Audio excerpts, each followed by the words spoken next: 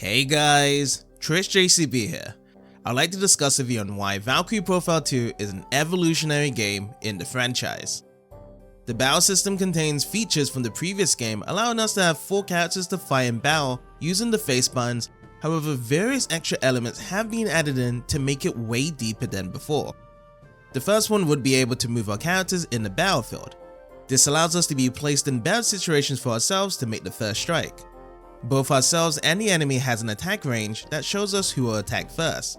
On top of that, we do have 3 different dashes we can use, which acts like a blindside from Star Ocean 4, whereby if we can get past the enemy's vision, then we can proceed on to attacking first. This is primarily used a lot to get the advantage, however we do lose action points which is required to perform attacks, so we do need to keep this in mind. The next thing would be the attacks we can choose from. From the previous game, we was only given 1 to 3 attacks per character, but for this game, we get to learn a lot of attacks based on leveling up our character as if it was done as a traditional JRPG. This was a great addition as I really enjoyed having something new to look forward to when leveling up my characters, as there would be a lot of experimentations to be used during combat. Another new feature would be the breaking system, as we can break different parts in the enemies which could give us a reward. These could be items to be used in battle or new skills we can create by building runes together, then learning them once we have built enough experience. I've always enjoyed things like these in JRPGs to micromanage learning new things on the fly while gaining levels and battling, so we can keep gaining new skills that will be beneficial to us later on.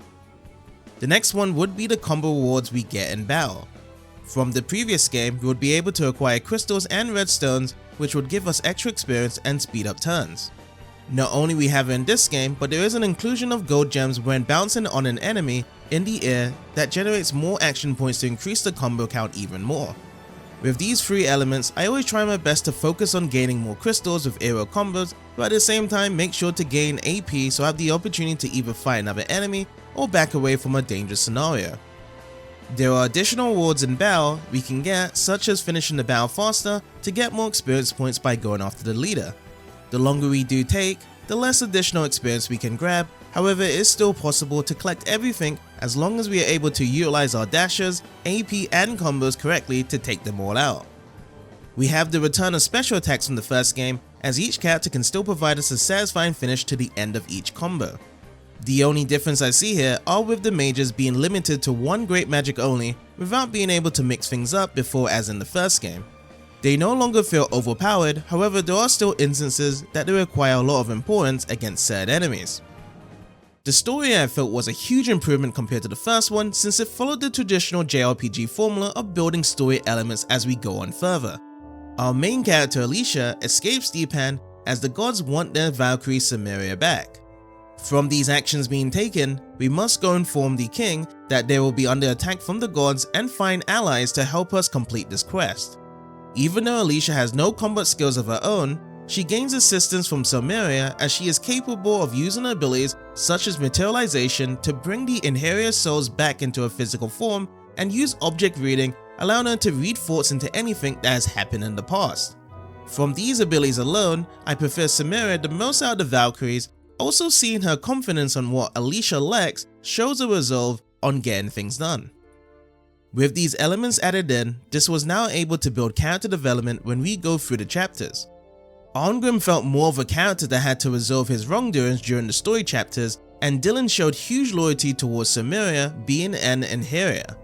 Rufus was great having around for his extra banter, along with Lazard who gave us more knowledge on our travels, and Leone having suspicious expressions towards Alicia, which makes us watch her more closely to discover her true intentions.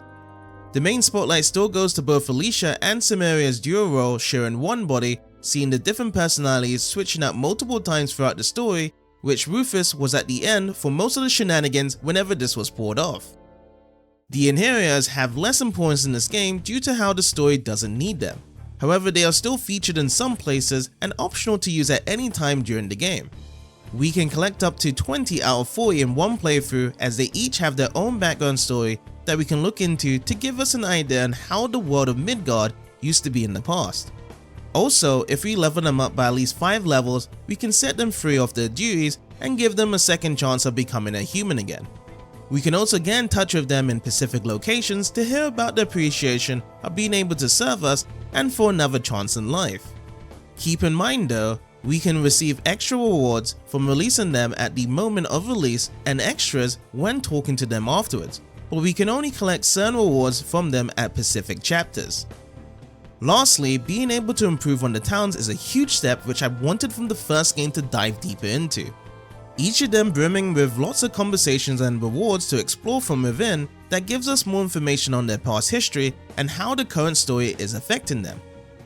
Overall, Valkyrie Profile 2 is an incredible game that evolved the franchise even further by improving the battle system along with taking traditional JRPG elements of great storytelling and a likable cast of characters that has made Tri-Ace create one of their best games yet.